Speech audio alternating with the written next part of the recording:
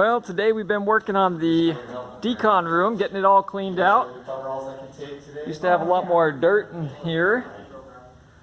So we cleaned out all these conduit runs, cable runs.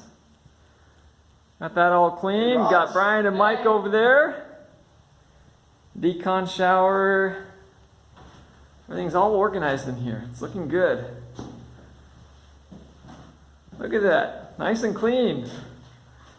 Beautiful, every nook and cranny.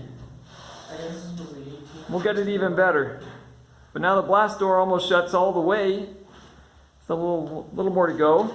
We'll lube up those hinges. They got little Zerk fittings on them, so we'll bring down our grease gun one of these days.